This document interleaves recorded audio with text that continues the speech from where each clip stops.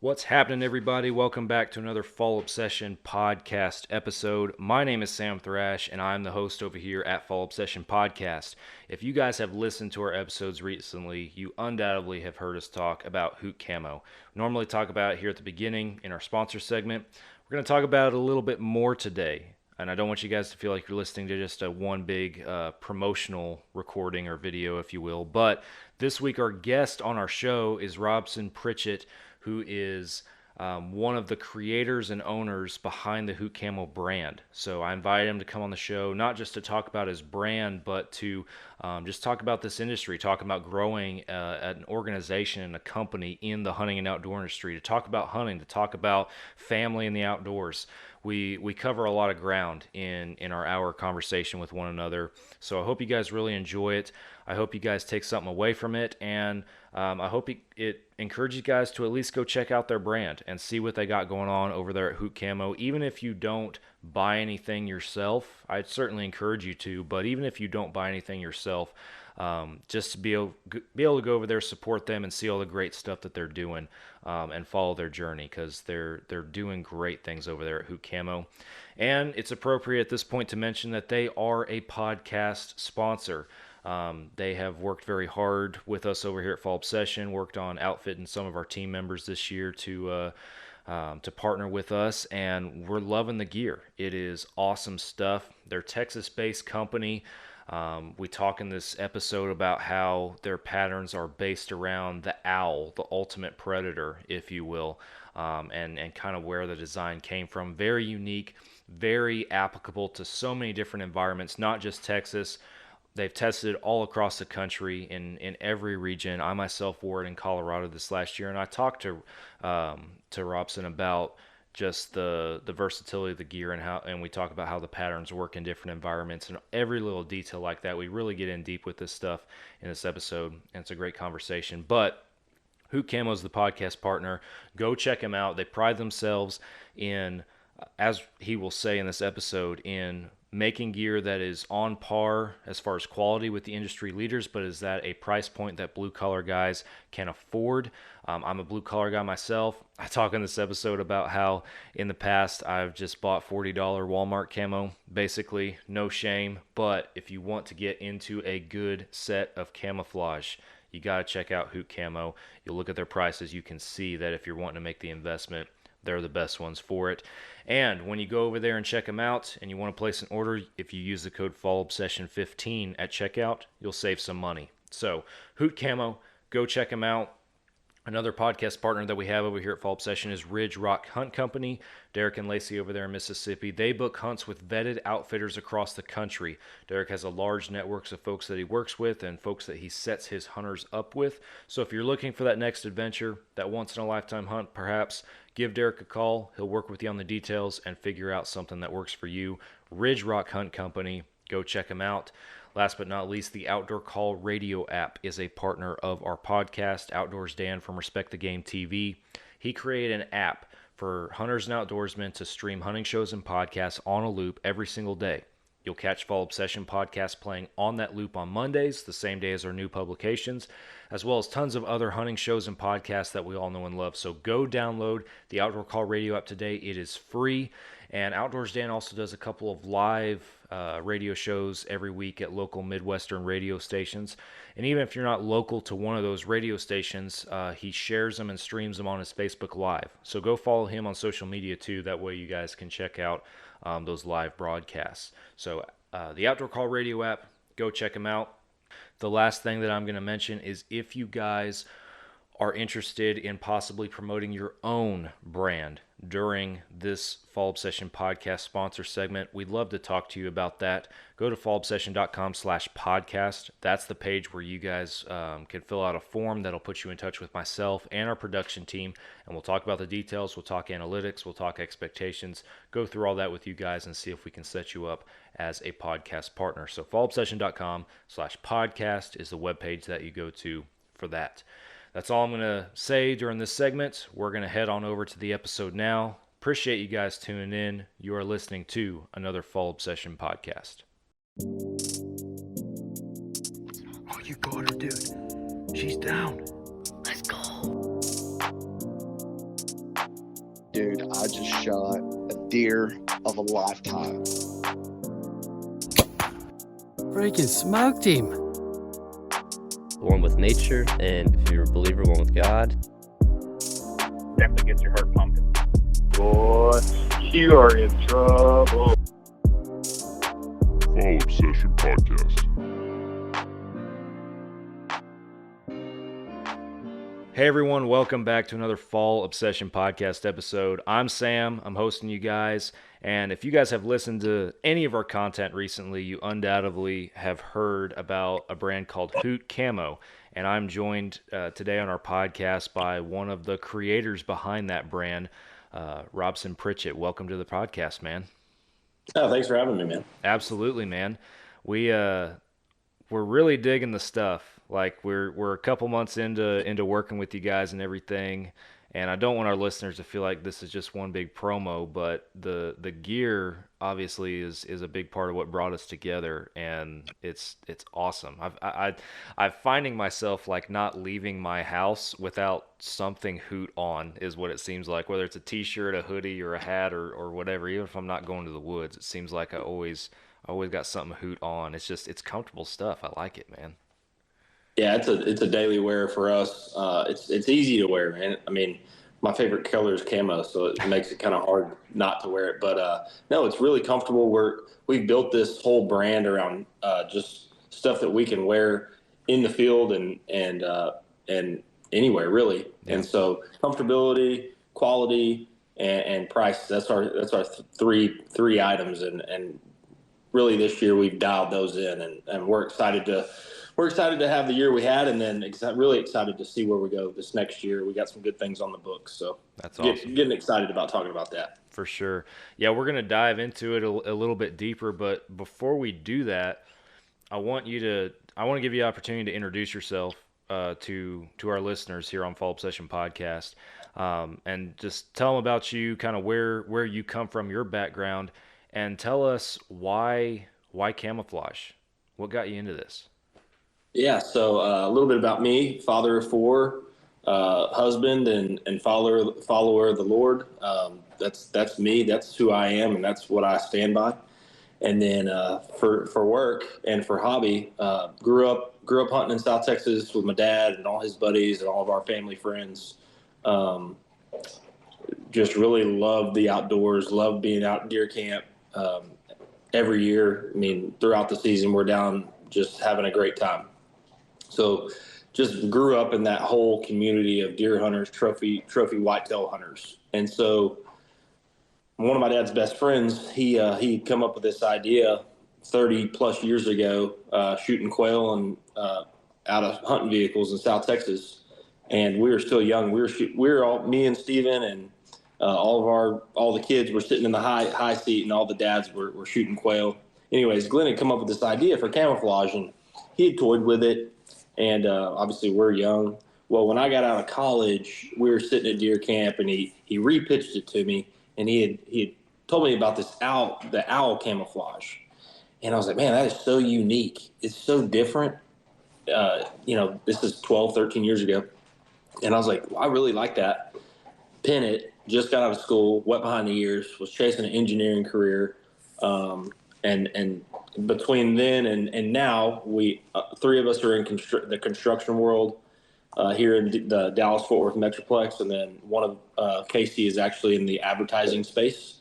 And so we kind of have a broad background of blue collar work. And about 3 years ago, I told Glenn I'd come up with the word Hoot, and then met Casey, and he put the pattern together, and I repitched it to Glenn. And this is 30 plus years of him manifesting and talking to all his friends. Nobody really bit. So I repitched it to him, and we went all in 3 years ago, January, actually. It's been 3 years almost to the date.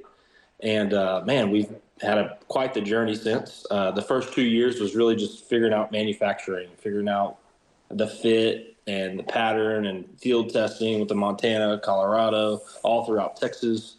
What works, what's not working. So that was 2 years. Yeah. And then this past year we released the full line. So yeah, that's the brand. we can get into what we did this past year differently, and we're excited to see we're excited to go into 2024 with a mission. We've built some really good relationships, like Fall Obsession and a few other guys in the field. We have a bunch of outfitters rocking us this year, battle testing the gear, and slow and steady for us. This is all organic. This is all, we're funding everything. So it's a true small business. Yeah. But we have our eyes set on, some cool horizons, and really just outfitting as many people as we can in unique and badass camo. So yeah, man, I remember when we met you, and then as we've gotten to know you guys more and everything, it's just so much of what we're trying to do has aligned in various ways, I feel like, and the organic growth was something that I know when we met for the first time that you talked about that, and that was something that really kind of resonated with me, because this industry is very hard to grow in organically. It is, and it takes a lot of work, a lot of dedication, a lot of consistency to set yourself apart and to really do that, as we ourselves have learned. So I respect anybody that makes that their mission, to grow purely based on their own fundamentals, their own mission, and all that. It's not always easy, but it's rewarding for sure to see it pay off. Yeah, it's so rewarding. We always talk about bringing in, what does it look like if we got to bring in capital, and we're all businessmen in our day jobs, and this is our hobby business. And at some point, we hope and pray to take this on full time and push this into the masses. But right now, we're just having a great time, really just learning the industry, being a part of the network, and then producing. I mean, manufacturing it's a unique, we don't have manufacturing backgrounds, so it's a unique experience every time we go through product development and figuring out, okay, this does work, this doesn't work. And like I said, it's been a long 3 years of doing that. And this year we produce some, what we would say, our foundation of the gear. And I think we did a good job. Obviously, putting it in hands like you guys to battle test it, say this doesn't work or this does work, this is awesome, maybe tweak something here. We have a lot of friends in the industry doing that for us right now, and that's important to us. And so over the next couple of years, we'll continue to do that and continue to grow our name. But right now, man, we're just having fun doing the small things well. That's awesome. So I wanna go through this kind of a little bit step by step here, but talk a little bit more about the concept of your pattern. The concept you referenced the owl earlier and how that was kind of pitched in the beginning, but talk about that. What is unique about this pattern? What makes it work?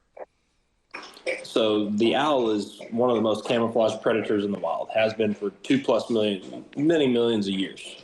So we're going back to nature. Originally, bird hunting in South Texas couldn't find about half the birds that were being shot, and an idea was curated through that concept, taking it away from the twigs and the foliage and going to animals, to birds specifically, camouflage bird, and the owl being a predator. And I don't know if you've been hunting and hear an owl. Oftentimes we hear owls sitting in a tree stand or just in the field.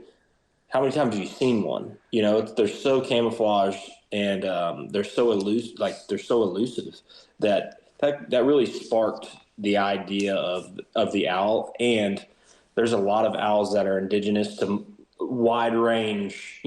Say a quail may not be indigenous in certain areas, but owls are very widespread in the USA and even in the world. So we said the owl, and so this pattern, we developed it off of 3 of the most widespread owls in the United States, and then we meshed those into one pattern. And what that does is give us some color blocks, and just like any of the digital camo you see or any of the Mossy camo, you're going to see color blocks, and just like the camo technology, but it's all 100% owl feathers. All comes from the owl. So that's our unique, piece of our camo. And first year camo, we called it the backwoods, and it was a little bit bigger, a little splotchier, and then we dialed it in and really this year we launched 3 patterns. And so we have the Sky Tiger, the Buho, and the Sentinel. And those are really wide range. So we can take those in the field and pretty much anywhere in the United States, and we can get camouflaged. Yeah. Man, I haven't told you this yet. I wanted to not send it a text because it's a really funny story. But my last hunt of the season down here in Texas, I'm wearing my Hoot gear. I'm sitting in a tree stand, and it's before lights, morning hunt, and I start hearing owls, like 3 of them, like in a triangle around me, talking to each other, and they're sounding off. I'm like, man, this is really cool. Just knowing the history with y'all's brand and stuff. Well, one of them moved at one point and it got closer, and it was like on the other side of the clearing. I couldn't see it, but it's still dark, but it was on the other side of the clearing. And I'm like, man, these things are getting really close. And then it flies into the tree that I am sitting in, like a branch 10 feet from me, and it sits right there, and it's just sitting there looking around. And I'm like, this is so freaking cool. I'm wearing an owl camouflage pattern right here, and a freaking owl just landed right next to me. And unfortunately, it was still low light enough. I tried to get my camera on it to video it, but it was too low light for my camera to make anything out. I wish it would have been daylight for that reason, but it was still really, really cool to have that owl just land right next to you with all that kind of stuff. So I thought that was neat. That's awesome, man. He thought you were one of the homeboys. Yeah. Well, and I'll rabbit trail briefly here. I was a little worried at first when I started hearing these owls, because years ago, like this is probably, I don't know, 15 years ago, or I don't know how long ago, but I was bow hunting in a tree one morning. Same scenario, early light, camouflaged out, and I'm watching this owl fly around on the opposite side of the trail I'm hunting, just silhouette against the skyline, still dark outside. And I watch it land at this tree a little ways away, and it's just kind of sitting there, and then it starts flying toward me. And I'm like, what in the world is going on? And it keeps coming, and it smacks me in the side of the head and flies off, like body slams my head. It rocked me better than I thought it would, if I'm being honest. And I'm like, what in the world just happened? And so when I got back, I started doing a little bit of research, and I learned that owls knock their prey out of trees onto the ground so they can fly down and get it. And I realized everything was camoed. Everything was camoed except for this right here of my face. So as I'm watching this owl fly around, it's seeing just the white of my face moving around. It thinks I'm a small critter or something up there in the tree that it can eat. So it was probably equally as surprised when it ran into me and I didn't go anywhere. So I've had some unique experiences with owls in the woods in recent years. So yeah, that's incredible. That's an incredible story. That's crazy. Yeah, I never thought in a million years that would happen. Yeah, I was glad he body slammed me and didn't try to come feet first at me or something like that. But golly, yeah, man, that's it, man. That's the camo, and it's crazy how it works. You get into the shadows, and this is not something that we meant. It's just something that just happens with the owl patterning. Is you get into the shadows, and it's crazy how the camo kind of transforms, and it's truly camouflage. And then you get out in the sunlight, and it looks bright and colorful, and you can get in the grass, and it just totally transforms in the shade versus in the sun. And we've been on rock bluffs with the Buho pattern, and then gone into the trees with the Buho pattern, and you think, oh, how is this gray rock bluff gonna do versus this green piney wood forest? And it's incredible what it does, man. It just darkens up, and we can't really explain it, but God had some favor for us there. So yeah, I mean, you said it. You designed it off of one of the most ultimate predators, one of the nature's most naturally camouflaged animals, and those animals are camouflaged like that for a reason, And man, I've been impressed with it, because when I first pitched it and talked about you guys to our staff as far as the masses, the first questions were, well, does it work outside of Texas? That was like the first generic question that we got, folks not having heard of you guys before. And me having only hunted in Texas is like, yeah, they have demoed it all across the country in different states, different environments, and I had a little spiel and everything to go with that. But I truly got to experience it myself in Colorado, and you guys were awesome and Johnny on the spot, making sure that we had gear going up there for that mule deer hunt. But I didn't know what to expect. A part of me didn't, just one, I never hunted up there in the first place, but two, flatland, just fields and everything. Yeah. And I was blown away by how well that pattern, that buho pattern did up there. It was the same deal. Like, we had snow the first few days, and it's one thing if you just walk out into the middle of a cut wheat field that's covered in snow. I mean, yeah, that's pretty white. That's hard to blend into, with any pattern. But when we got into the trees, when we got into some of the grasses, even with the snow there, I went back and looked when we were editing the video at a bunch of the footage the guys had of me in the snow, and I was like, man, like the grays and the whites are popping right now. The grays and the whites in the pattern are popping with the environment I'm in. And then you flash forward to a few days later, the snow's gone and we're in the grass. It's like, well, now all the browns are popping. It's crazy. Really, yeah, it is. It's man, it's an awesome. We stand behind it. Obviously, it's our brand and we love it. We want to take it to the masses because it is such a good camouflage, and the quality of our gear has been the forefront of everything. The camo speaks for itself. Right. Telling the story speaks for itself. Now, how do we get that out to the masses? But we want to make sure our quality's there, manufacturing is ready to roll. And that's really taking it step by step. And like 2024, we've got some really cool things coming out. Really just honing in on what our product line was this year, but really trying to get some good marketing out there, really do a little bit of traveling, showing that just what you said, showing that it'll work in Montana, showing that it'll work in Wyoming, Idaho, Michigan, so we're looking at doing a small tour and doing some good hunting and just showing that it is versatile in many regions. We've got a lot of customers all over really the map, Washington, Oregon, all the way west, South Carolina, Florida. So it's people see it, and we obviously talk where we run all of our own stuff. So when you're talking to us on social media, it's typically me. And we're very open with our information. So, if you got questions, you just hit us up, man. We'd love to support or at least get something into your hands so you can start seeing it. That's awesome. So how, for those that obviously haven't, maybe they've heard of you guys, but they haven't had gear in hand or anything like that, what sets you guys apart, and how does your gear stack up against those industry leaders? And I know there's a lot of great companies out there that make great quality gear. We could sit here and name a bunch of them, but how does your gear compare to them? So our big goal when starting this thing was to make the same quality. That's the goal. Obviously getting there is going to take time because they've spent many, many years developing these lines of camo that are awesome. We look up to all the big brands. We look up to basically every brand that does this because it is not easy.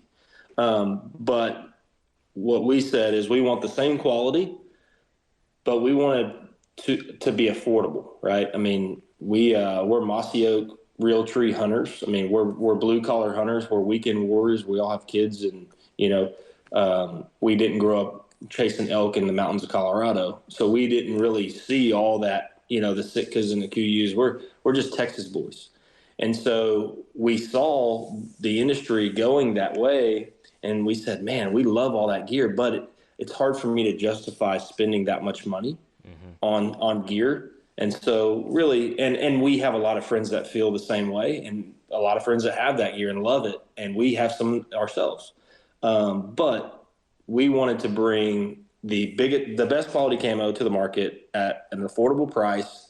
So, and it works, and I think it's different too. It's not just another digital pattern. Right. It is something totally different, and it's something that can conceal you in the field, whether you're in a box blind or in a tree stand or chasing elk in Wyoming or wherever, and we pride ourselves on having that camouflage be so versatile, and then having the quality and ruggedness to stand behind it. And there's going to be pieces, I'm sure, that will fail, and we've had pieces fail. And that's where we rely on our relationship to say, hey, this is snagging, this is doing whatever, this is a weak point, and then we'll start fixing it. And I think that's the relatability and the touchableness is I think we'll try to carry forward throughout the lifetime of the brand. Yeah. Yeah, that obviously that's a big question for anybody, right? Who's looking, if they're looking to get into a quality set, obviously, what is the quality? You know, what can it do? And I know that was a question that we were asking at the very beginning when we first met with you guys, and you know, you right from the get-go, first time we meet, you know, you're handing us gear like, hey, try this, see what you think, you know, look at this. Mm-hmm. And I know Nick Powell, our production director, he was with me the first time we met, and one of his first questions for you was, well, how's the material hold up with brush, with, you know, cactus, stickers, you know, all the stuff we have down here in Texas.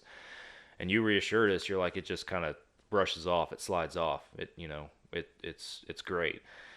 And I'm the same way. Like I've grown up blue collar guy. I've had all real tree patterns before, you know, and just Walmart camo basically, you know.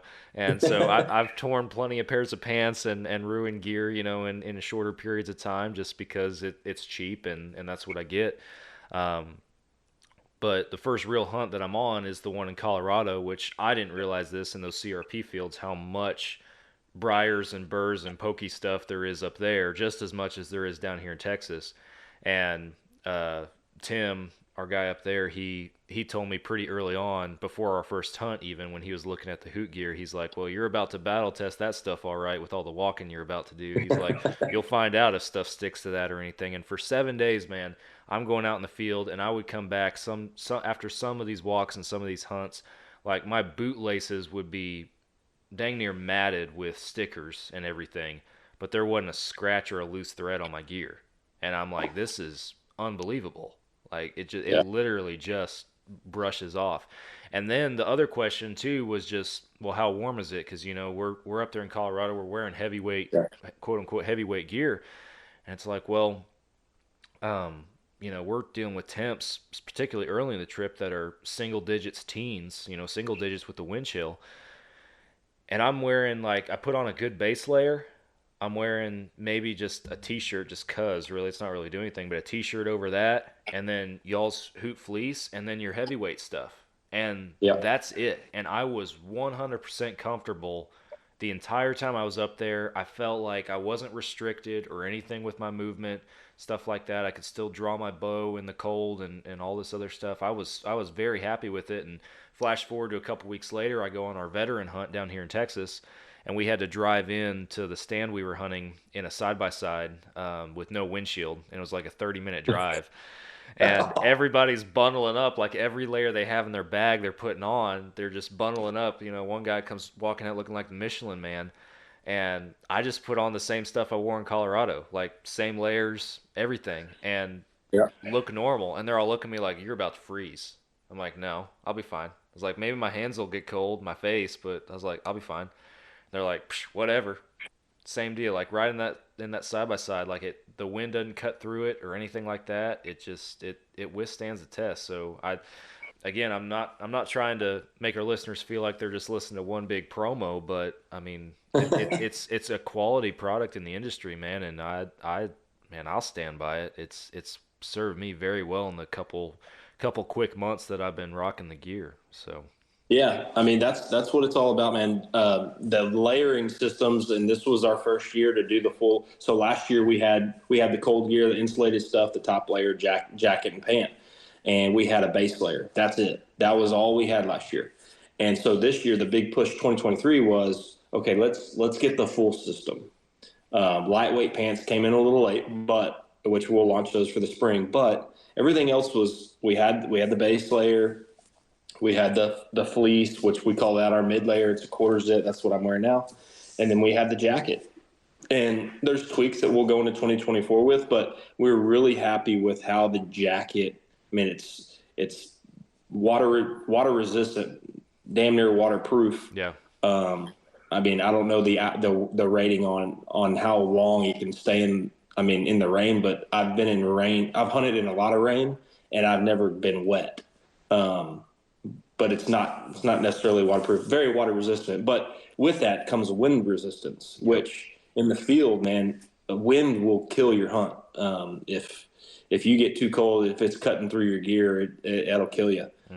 So that was a big piece for us, is having that jacket perform the way it needed to, and then the poly fleece is just thick enough for a mid layer that you can wear it in the 60s, or you can layer up. I mean, I've had guys wear this in the 30s and be okay. Yeah. Texas boys can't do that, but the northern guys, I mean, they were rocking this in 35 and very comfortable. I'm like, man, y'all are awesome. But it just goes to show, like, proper layering, and that's where the industry's gone. We're really focused on staying in that trend, and it helps also with shedding layers, right? You shed your jacket, you're too hot, or you open your vents up, and you don't want to sweat in that jacket. So it's like just having those options to be as comfortable as possible in the field while staying fully concealed. Yeah, exactly. Man, so what, you've alluded to it a couple times. What are you willing to share with us as far as what's on the horizon for 24 for your brand? Yeah, so we've actually partnered with a couple different brands on some opportunities to manufacture some gear. Can't really speak too much about that. There's a little bit on the waterfowl side. Well, a lot on the waterfowl side. So that's a question we get a lot. Are you a waterfowl brand? Are you a whitetail? Are you an elk brand? Where do we? And the answer is pretty simple. We're not pigeonholed into any brand. We are a very broad, we're all-around hunting brand. We want you to be able to take this gear to whatever scenario you're doing, and that's a big focus of ours, right? You're going upland. We want you to be comfortable. We want you to be able to walk around the fields. You're going in a tree stand. We want you to be comfortable and warm, and or whatever the case may be. And so, yeah, we're definitely not pigeonholing ourselves into any specific style of hunting. But we will have specific things, like over the next 2 years, we want to get into the wader game. We'll probably try to we'll probably do some licensing. We're still looking at some of that. Maybe try to find somebody that's really good at waders to carry our pattern. And what that does is it gets good name brand gear and gets our pattern out to the masses a little bit with a proven brand that, I mean, if we go and develop our own waders, which maybe that's in the cards, I'm not sure, but it's a big ask. And so I was like, man, we'll let the guys that do waterfowl specific gear be really good at that, and hopefully work a deal with one of those guys to carry us.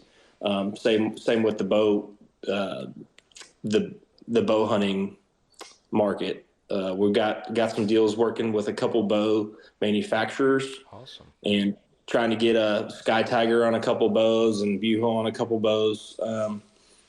Really just pushing to get our name out there, get our pattern out there, be able to have guys support us in other ways other than just buying camo. So we got some good stuff coming. Bibs, we're really looking at getting a set of bibs. For us Texas boys, wearing a good set of bibs is always fun. But yeah, we'll probably stick to the game plan with what we had this year and then add a couple more pieces. Awesome, man. Well, that's very cool. What, and you've already touched on the quality and everything, but just as far as, and if you want to dive a little bit more into just your price point and everything, what can a consumer, like a guy listens to this podcast, for example, is like, man, I'm going to go check him out. I want some new camo. And he wants to get into a good quality set. What's the big price break? What's affordable for them getting into a good set of camo compared to these other companies? I mean, for our insulated pant and jacket, for example, for the set full retail price, you're looking at $330 for the top of the line insulated pant and jacket. $330, not to mention, and kind of tell on us a little bit, Fall Obsession, we give all of our partners and partner brands discount codes. We're very generous with the discount codes because, I mean, we're a new brand. We want you to buy our gear, but we're not, we're looking to get it in your hands. I mean, there's going to be some, how do you say it? It's hard to break the barrier on $330 for a brand you never heard of. Right. And so we've produced the lightweight pants that are super comfortable. We have a tan that we're about to launch. It's an everyday pant that we can rock to the office. So we're trying to tap into some lower, it's a little bit cheaper items. So like the lightweight pants, I think they're going for $70, maybe a little cheaper. And then this fleece pullover is affordable. I mean, just really just pushing that limit of, okay, how can we get it in everybody's hands, get everybody to start buying a piece at a time. One product in particular we have that I would like to push this spring is the mesh pullover. Mm-hmm. So that mesh pullover is super breathable. It's got mesh all the way down the cuff, all the way down the shirt, mesh hood, which you can still see out of peripherals. Got a built-in mask, so it's a great turkey shirt. And obviously you can wear it as a base layer or whatnot. So that's a really unique, very affordable piece. If you want to just see the camo, get you a pair of lightweight pants in that mesh pullover, man. You'll have some fun and chasing some turkeys around. Man, I love that mesh pullover. It's obviously, since we got into the gear, it's been colder, so that hadn't been the only thing. But if anything, I've always been weary of like pullovers or shirts that have a built-in like mask, or face covering in there. But I like that one. I thought, legit, no joke, y'all have probably made the first one that I actually like, just because I feel like I can wear it underneath the rest of my stuff, and the face covering's not restrictive or anything. It doesn't feel that way. It's easy on, easy off, and I just like wearing it underneath whatever else I'm wearing, just for the cover. That I'll just do that. And obviously, like you're talking, spring, warmer temps, early season bow hunting in Texas too. It's like that's going to be my go-to right there. I love that thing. It's awesome. Yeah, that mask. So last year we had, last spring when we launched it, it was like a full turtleneck. So it was built into the neck of the shirt, and then would go up. Well, we had another run of it release in November, and we cut it to where you could put it behind your neck, mm-hmm. and it would fall down in the shirt. So it was an option, right? You could use it, keep it under your chin or over your face, or you could put it behind you and it'd fall in the back of your shirt. And it was like, it wasn't there. So that was a cool feature. We really just, sometimes I didn't want it right here, to have the option. And so that's one of those things is we didn't know that until we started wearing it. It's like, hey, this would be a cool option. Yeah. And so, man, that's a piece. That's a low-hanging fruit piece. We'd encourage everybody to pick one of those up, because get the Fall Obsession code and go get one of those. And if you got any questions about, which pattern would work where, man, just reach out to us on social, because we can coach you through whatever. Yeah. No, it's awesome. And I know I give you guys a plug during our, at the beginning of all of our podcasts and our little sponsor segment. And if you guys are interested in that code, it's in that beginning, and I'll plug it at the end when we wrap up here. But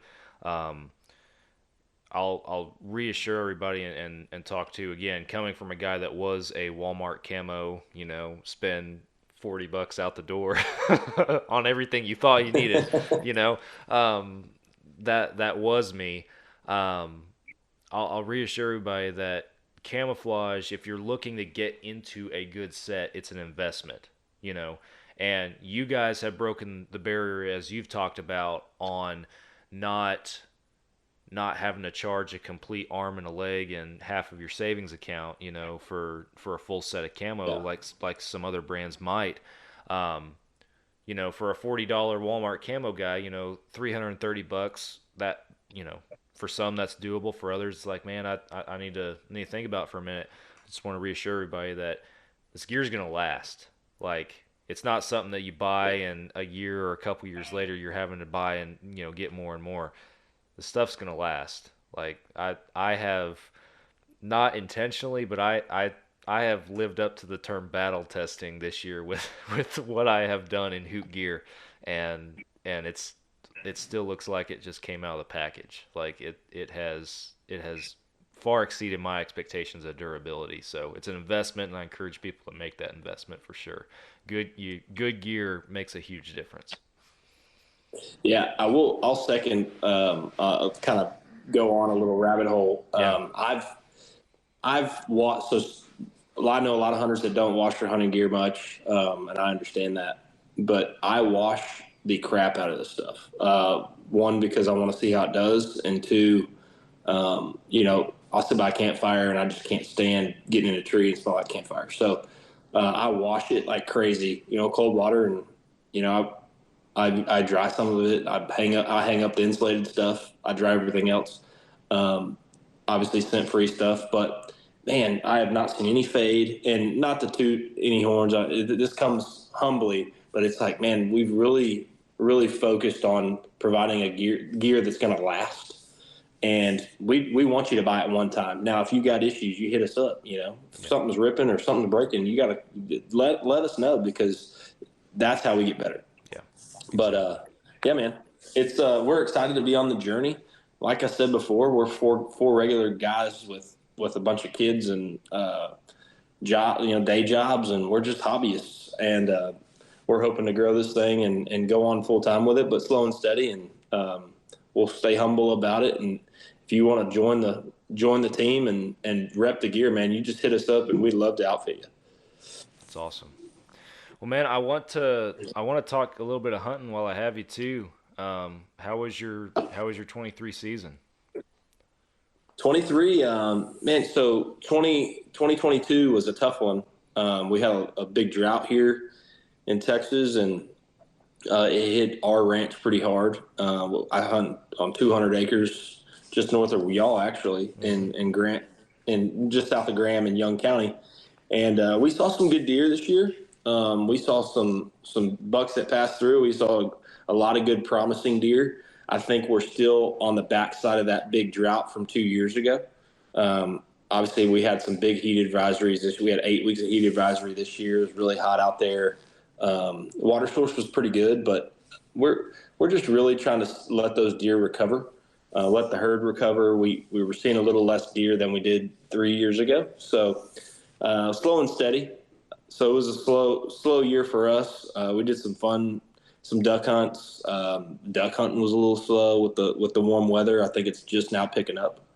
But it was, all in all, was good. I got to get 3 of my kids out in the deer stand for a couple times, and got to stay in the camper, just be a dad at deer camp and show them what that looks like. So really that was our focus this year, is having fun at deer camp and drinking too much soda and, whatever that looks like. But hunting, we're going to turn it up this next year. We've got some trips planned. We got some outfitters that we're going to go chase some whitetails and get some good content. Some of these ranches, one thing that we're pushing is our custom program. We've teamed up with a bunch of ranches and outfitters and getting their logos on our stuff. We do everything in house, and it's a turnkey deal. It's pretty inexpensive.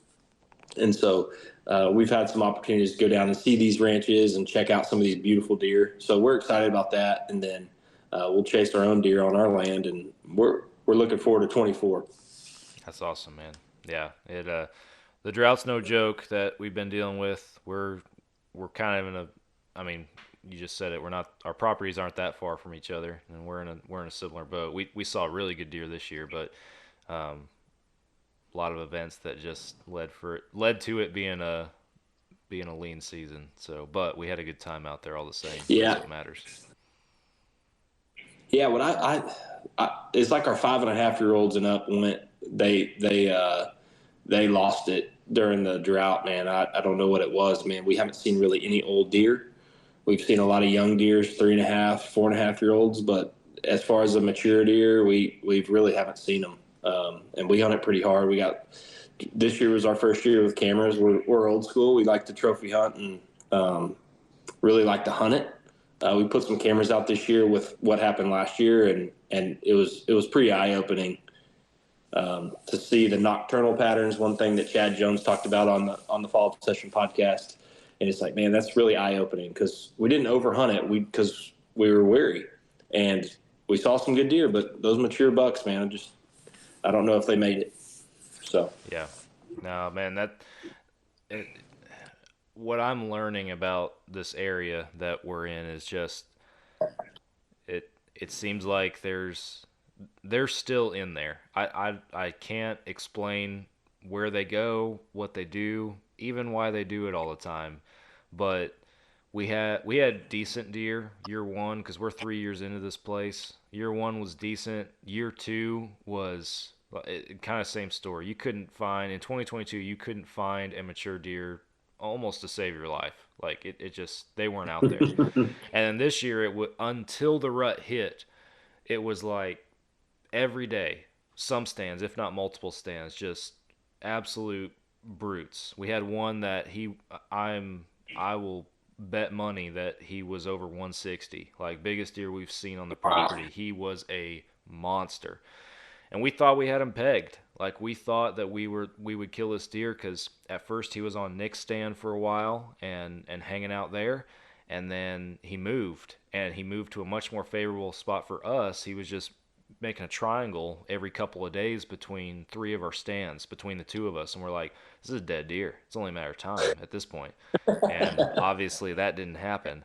And several other mature bucks that were, I mean, it's Texas. We're not talking, Boone and Crockett stuff, but 130, 140 class deer that I would have put an arrow through, no problem. So, but as soon as that rut hit, as rut came and went, is like ghost town, just nowhere to be found.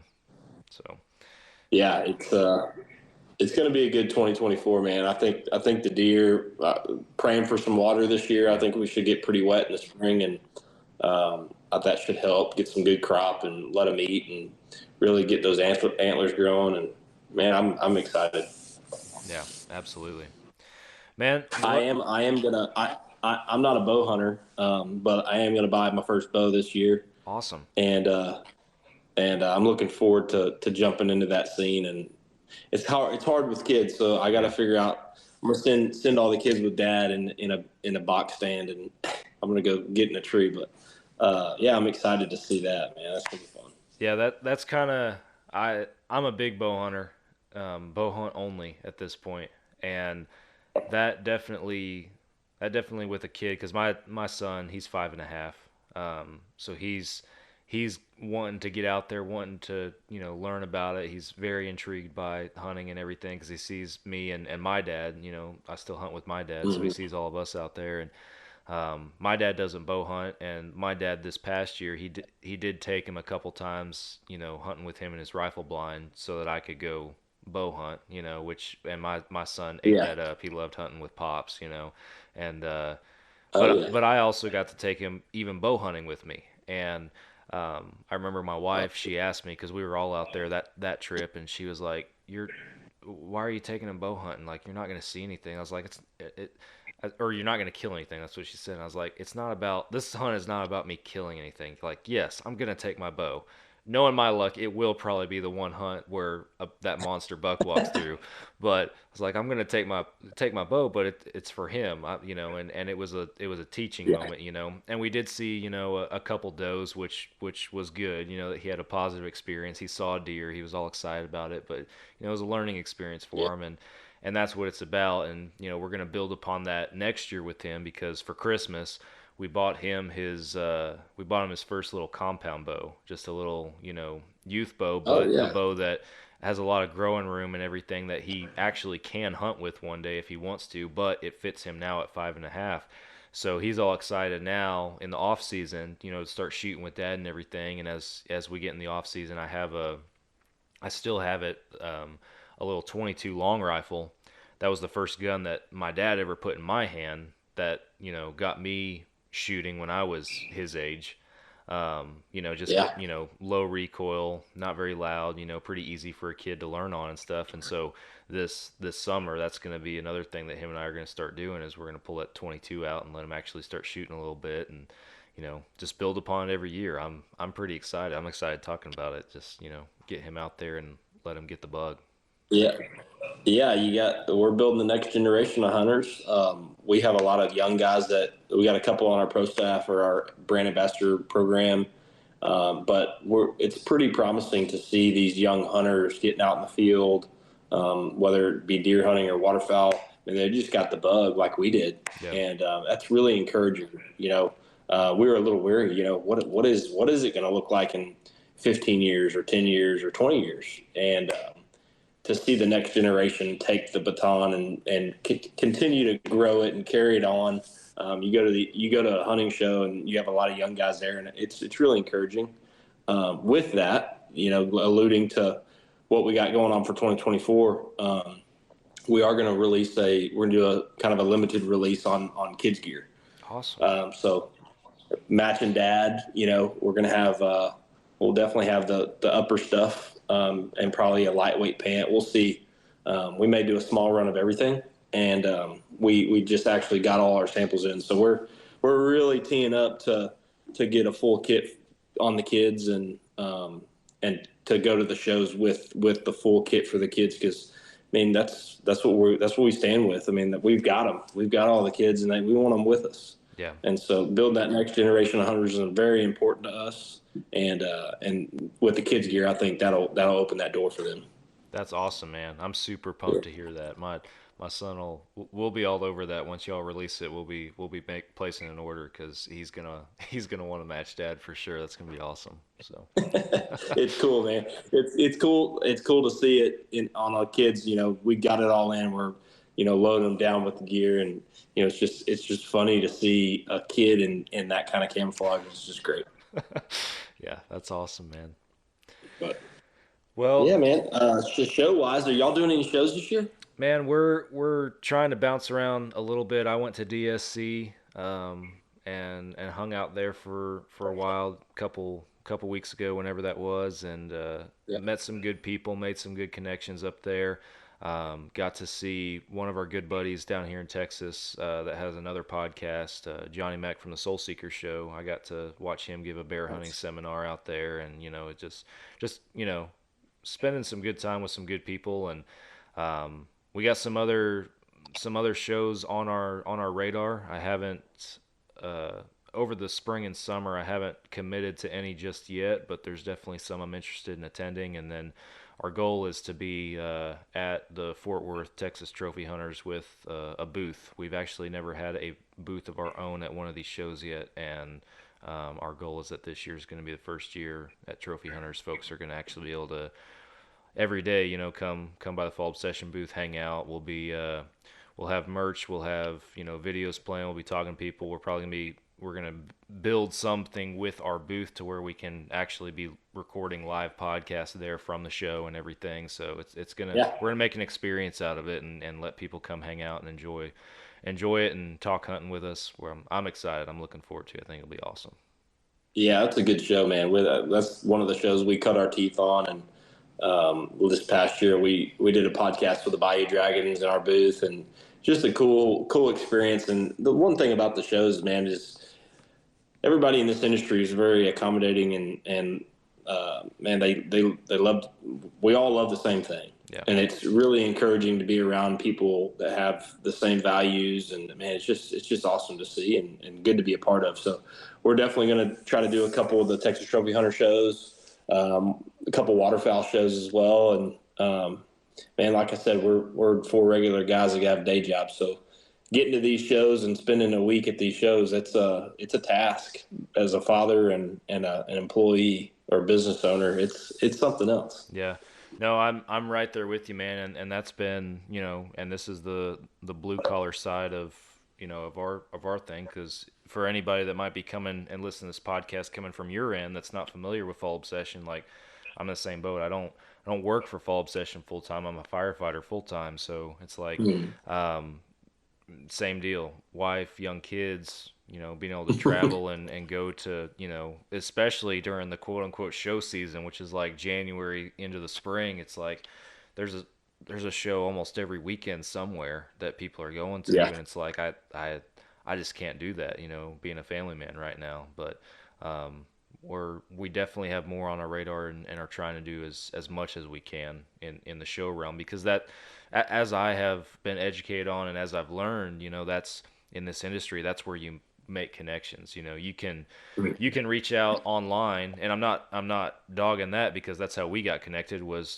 through social media in the first place. But you can reach out online to companies, and it's easy for a message to be not seen or ignored or that kind of thing. But when you can actually talk in person with these brands and their representatives, and network, from that way, and have them learn from you directly what you're all about. That's where you build relationships in any industry, especially this one. So Absolutely, man. Absolutely.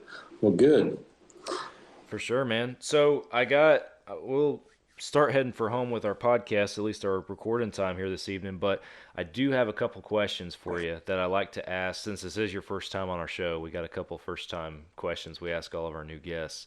And the first one's pretty simple. What is one of your favorite hunting memories to date? And tell us a little bit about it. Oh, I've got a couple. Yeah. So actually this year, got to go to West Texas and chase some sandhill crane. Yes.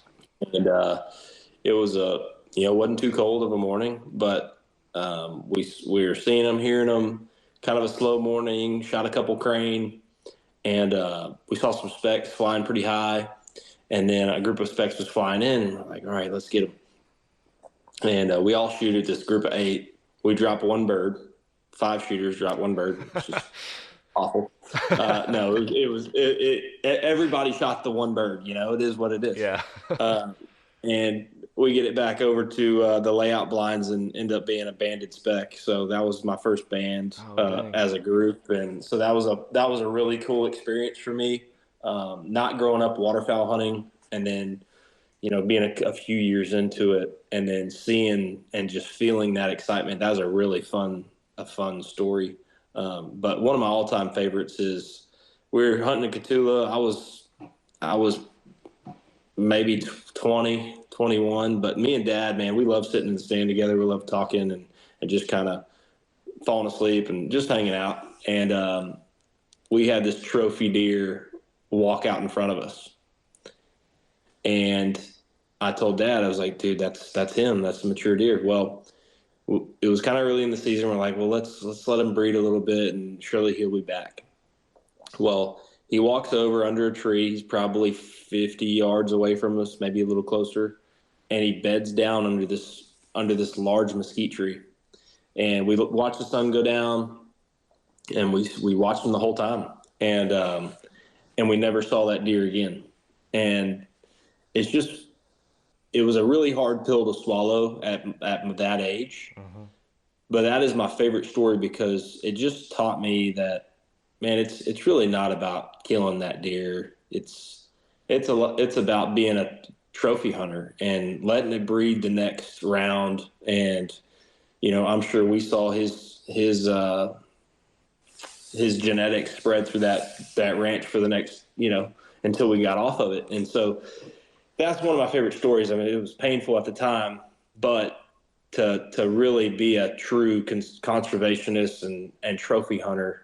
Wife gets on to me all the time. She's like, you don't go hunt, you go watch. You never bring anything home. It's like, man, I love deer meat, and I'll take a doe, or I'll take cull buck or whatever. But to watch these deer mature and be strategic about it, it's really unique, and that is the sport for me. Yeah. And that's why I love it. And that was an eye-opening moment for me. And that's one of my favorite stories, because it was so majestic, man. South Texas sunset, see the deer over to the right under the tree. You're like, man, that's my deer. That's the one I'm going to take. And then to never see it again, it's just humbling. Yeah. And it just shows you got to be out in the field to get them. And sometimes it just doesn't happen. Yeah. So, do you regret not taking it? No, I don't. That probably was the biggest deer I've ever seen on the hoof, low fence. It was probably a 180 plus class deer, really, really dark horns, really heavy. So the genetics that we were hunting down there had some red dirt and really tall brow tines, and just probably the nicest deer I've ever seen, even to date. And it was old. It was probably 6.5-year-old deer, but it was still early in the season. So it was like, okay, let him walk, and we'll see him again. And I wish That's a hard question. Yeah, it is. Man, I'm intrigued a little bit by your definition of trophy hunting, and I like it a little bit. It's just normally the term trophy hunting gets a bad name or gets associated with these guys that just pay big money for a weekend hunt out there on a high fence place to go out there and have a guide walk them out and show them a 230-inch crazy looking deer, and that's that. But Yeah. but as you just mentioned, you also associated it with the word conservation, and you're coming at it from a management standpoint. And I don't I've never called myself necessarily a trophy hunter, but I'm 100% with you there on the management side of everything, because Yep. it it is hard to let a deer walk for whatever your reasoning may be. If you have a nice buck in front of you, it is hard to let that deer pass, knowing that a neighbor or somebody else, might have a chance at him. But Mhm. the flip side of that is, you if you want good deer, you got to pass good deer at the same time, and Yeah. that's the that's the line a lot of guys, myself included, have to walk year to year, is looking at some of these bucks and deciding, like, man, is that my one this year? Am I even going to see him next year? Is he going to Yeah. be worth it and everything? And in my mind too, it's like if I have a buck walk out, there's almost been this, like, if I'm asking myself those questions sometimes, I probably should let the deer walk. If I have a buck walk out and I'm like, "Oh, that's a shooter." There's no Yeah. doubt, and that's the contrast that I've put to some of this stuff. Like, and even looking at my pictures, like, I've looked at so many trail cam pictures of different bucks this past year, and it's like, I don't know about him. He's iffy. I don't know about him. But then this big 160 class that we had out there, there's another just monster 8-point that I had on the south side of the property. Both those bucks, I was like, the second I saw a picture, I was like, that's a shooter buck. I was like, if that buck walks out in front of me, there is no doubt in my mind that he's getting an arrow flung at him. So Yeah, I think it really kind of depends. I mean, it depends on what your setup is. I right. mean, if you're surrounded by, I mean, obviously knowing your neighbors too, I think that's big. I mean, being out there in the off season, meeting your neighbors, trying to figure out what kind of hunters they are, because we're not killers, we're hunters, but you'd hate to see a young 4.5-year-old stud get taken. And so really just having those conversations with your neighboring guy, hunters, letting them know how you hunt, that builds trust, because if they don't know how you hunt and you don't know how they hunt, well, they're probably thinking the same thing. Yeah. Well, they're just going to take this deer, so I might as well just take him. Yeah. Well, if there's some trust there, you can grow that herd and you can grow those big deer without taking them at 3.5, 4.5 years old. So that's a big piece, and it's sometimes it's hard. And I mean, I've chambered many a bullets ready to fire or ready to go, and I'm like, all right, need a second, start holding my breath, and I'm like, man, do I need to take this deer? And I've unchambered a lot of bullets because of that. But that's all about being a hunter too, and being raised in South Texas, hunting in South Texas, low fence. We didn't have as much pressure back then, and now being where we're at, it's like, man, there is a little bit different pressure, and you really have to take everything into account as you hunt.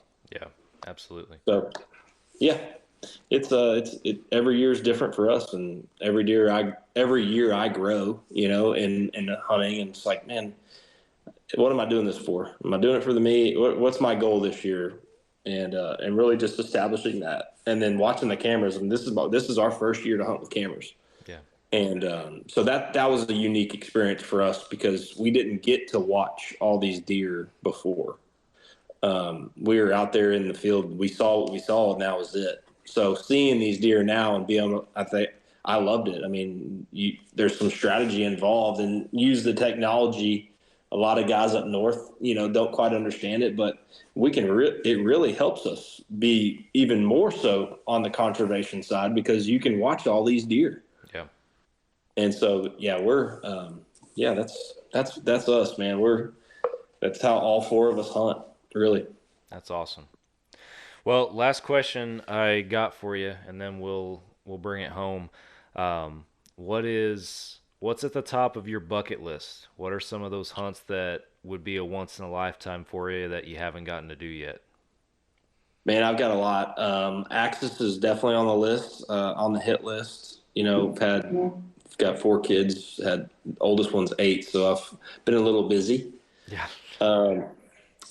But I've since got a TV in the bedroom, so really got into watching a lot of hunts.